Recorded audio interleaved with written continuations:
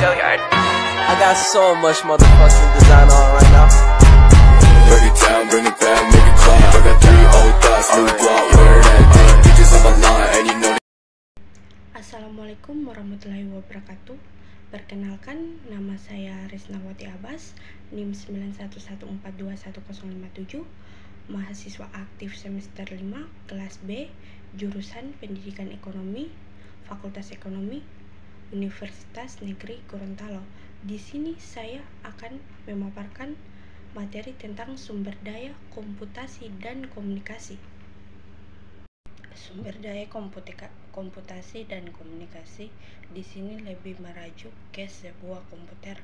Pada zaman dahulu, ukuran sebuah komputer sangat besar. Sebuah ruangan hanya bisa diisi oleh sebuah komputer karena ukurannya yang memang sangat besar.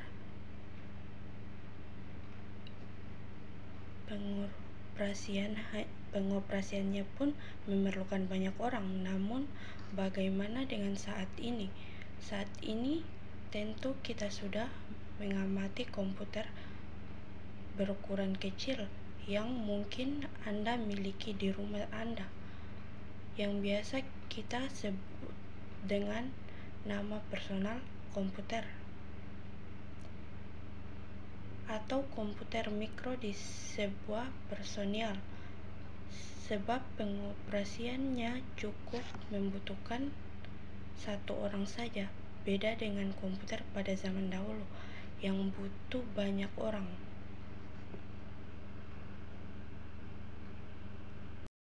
Komputasi adalah sebuah istilah umum untuk segala jenis pemrosesan informasi untuk menemukan pemecahan masalah dari data input dengan menggunakan suatu algoritma. Komputasi merupakan sebuah subjek dari computer science yang menganalisa apa yang bisa maupun tidak bisa dilakukan secara komputasi. Hal ini ialah apa yang disebut dengan teori komputasi, suatu subbidang dari ilmu komputer. Dari matematika secara umum, ilmu komputasi adalah bidang ilmu yang mempunyai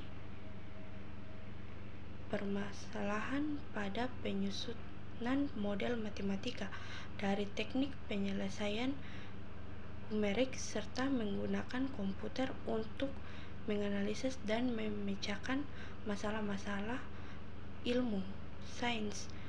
Pembelajaran dari teori komputasi terfokus untuk menjawab pertanyaan pokok tentang hal apa saja yang bisa dilakukan komputasi terhadapnya, dari ketersediaan sumber daya dibutuhkan untuk melakukan komputasi tersebut.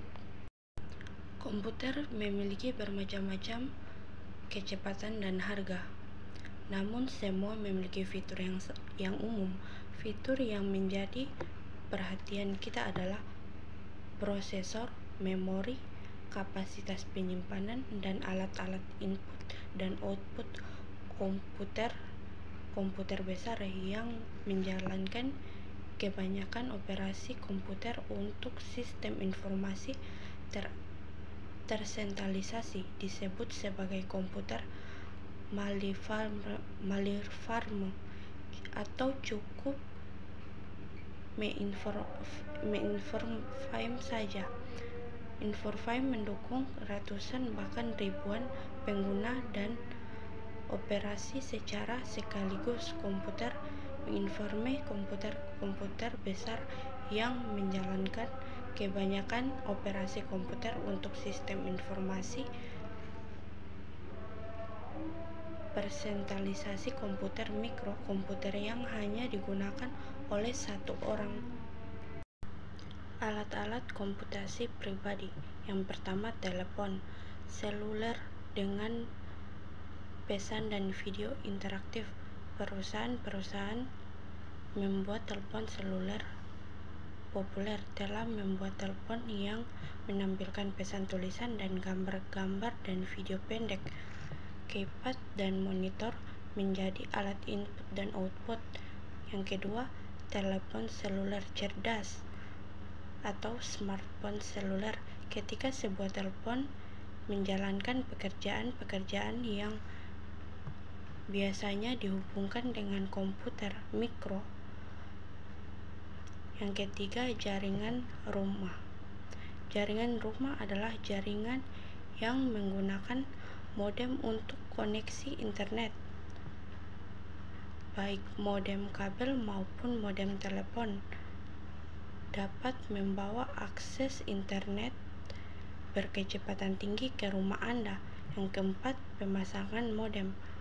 Solusi untuk membagi satu koneksi di antara beberapa komputer adalah dengan menggunakan sebuah router nirkabel. Modem akan tersambung ke router dan router tersambung ke komputer melalui sebuah jaringan nirkabel. Modem dapat berupa modem telepon dan modem kabel. Modem telepon menghubungkan sekitar setengah komputer rumah ke internet pada kecepatan 56 kbps. Protokol jaringan layanan digital terinteraksi dan saluran berlangganan digital menjadi standar untuk menggunakan data pada kecepatan 1,5 hingga 3,2 Mbps melalui saluran telepon standar. Modem kabel adalah modem yang tersambung melalui kabel koaksial yang umumnya digunakan untuk menerima siaran televisi. Kabel modem kabel biasanya mencapai kecepatan 2 Mbps, akan tetapi kecepatan yang sebenarnya terkadang hanya 512 kbps. 5. Keamanan. Nirkabel membuat kata sandi untuk membatasi akses ke jaringan nirkabel tersebut. Keamanan komputasi rumah. Perbaruan adalah kegiatan memperbarui sistem operasi atau piranti lunak yang digunakan pada personal komputer atau komputer.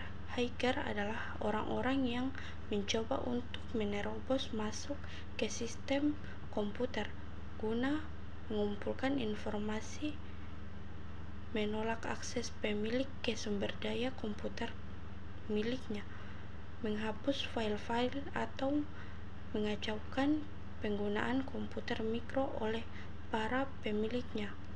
Virus komputer. Program-program komputer kecil yang mengandalkan diri dengan memasukkan diri mereka ke dalam sumber daya komputer, seperti program atau file. Keamanan komputer komputasi rumah. Worm hampir sama kerjanya dengan virus, namun worm tidak menempelkan dirinya ke program atau file untuk mengandalkan diri atau merusaknya. Software adalah sebuah program komputer kecil yang mengawasi Anda yang sedang Anda kerjakan dengan sumber daya komputer Anda. Piranti lunak adalah istilah khusus untuk data yang diinformat dan disimpan secara digital, termasuk program komputer, dokumentasinya, dan berbagai informasi yang bisa dibaca dan ditulis oleh komputer. Dengan kata lain, bagian sistem komputer yang tidak berwujud.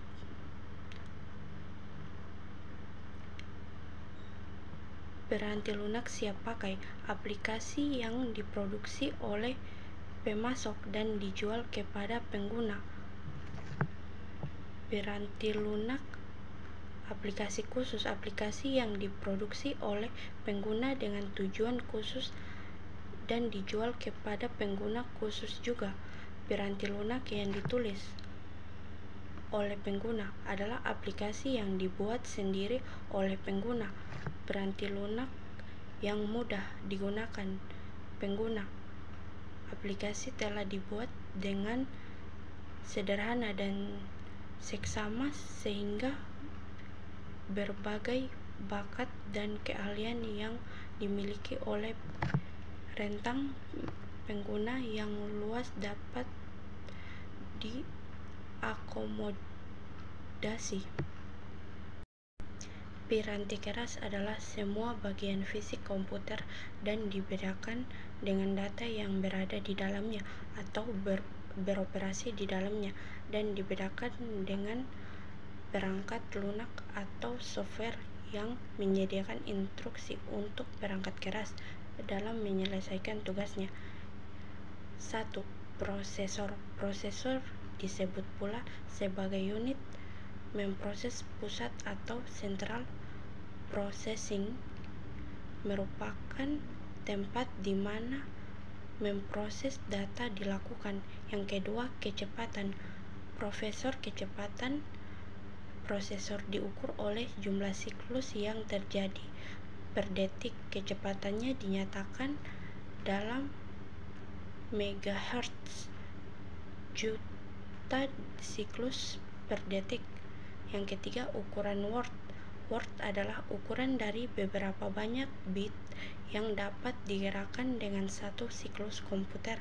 Ukuran word menentukan berapa banyak karakter yang dapat dipindahkan dalam satu siklus prosesor. Kekuatan komputer dipengaruhi oleh ukuran word dan kecepatan prosesor. Yang keempat, ruang penyimpanan. Memori yang terletak pada suatu alat yang tidak terdapat pada papan sirkuit utama. Kebanyakan jenis penyimpanan ini dapat dilepaskan dan dapat dipindahkan dari satu komputer ke komputer yang lain. 5. Alat input. Data yang diterima dari manusia mengacu pada input yang diisi oleh seseorang yang mengetik pada sebuah keyboard, menekan mouse, menyentuh monitor, berbicara ke mikrofon, atau interaksi lain yang serupa.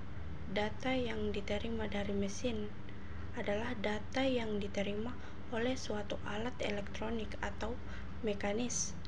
6. Alat-alat output. Suatu alat yang menyajikan dan atau mengirimkan data dari komputer kepada pengguna. Alat output yang dikenal luas berupa monitor dan printer. 7. Multimedia. Multimedia merupakan evolusi dari serangkaian input device dan output device yang digunakan secara bersamaan.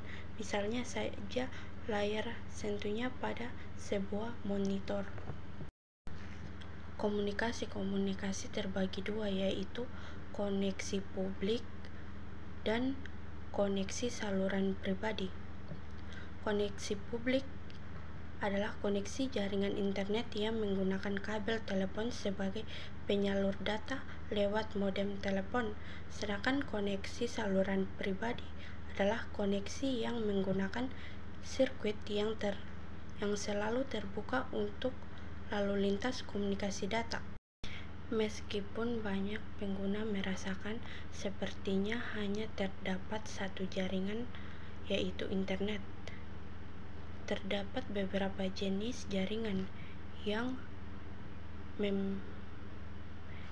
membangun blok-blok yang bergabung dan memungkinkan terjadinya internet itu sendiri hanyalah satu jaringan dari jaringan-jaringan lain.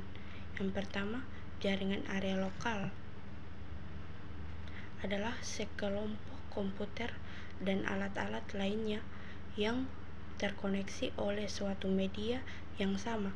Yang kedua, internet menggunakan protokol jaringan yang sama dengan internet, namun membatasi akses sumber daya komputer hanya pada sekelompok orang terpilih di dalam perusahaan. Yang ketiga, extranet. Ketika internet diperluas untuk mencakup pengguna-pengguna di luar perusahaan, maka disebut extranet. Konvergensi komputasi dan komunikasi. Voice over Internet Protocol adalah perlewatan komunikasi suara melalui internet. Laksana komunikasi digital, setiap suara dapat digitalisasi dan dikirimkan melalui internet dan dimainkan kembali pada pengeras suara di tempat tujuan. Make it clap, I got 3 old thoughts, new guap.